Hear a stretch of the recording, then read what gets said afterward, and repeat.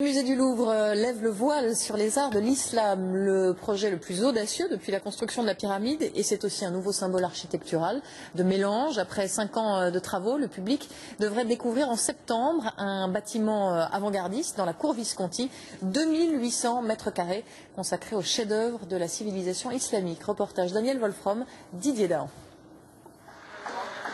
Voici le plus grand chantier engagé par le musée du Louvre depuis la construction de sa pyramide il y a 20 ans.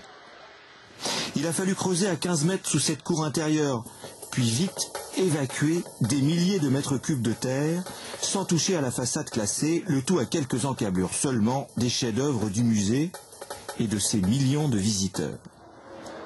Mais la performance technique, c'est la verrière. 2350 panneaux recouverts d'une gigantesque maille de métal doré, un mécano de triangle flottant au-dessus des collections.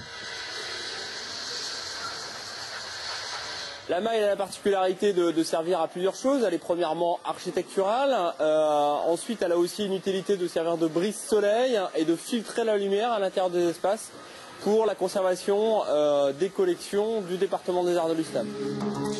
Finesse des matériaux d'aujourd'hui, délicatesse des motifs d'hier.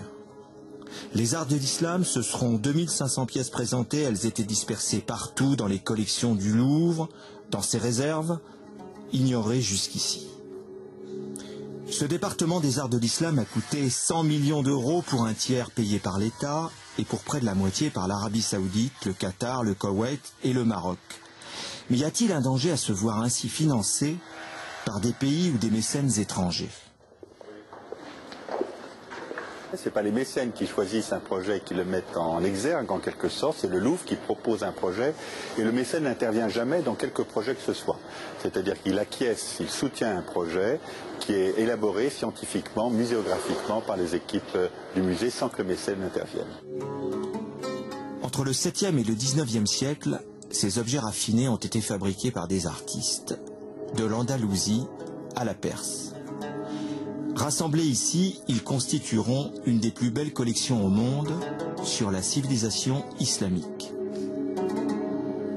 Si tout va bien, en septembre prochain, sous cette dune de métal doré, les visiteurs découvriront tous ces trésors, 1000 ans de ces civilisations islamiques, souvent délaissées, mais bientôt aux côtés des collections les plus visitées.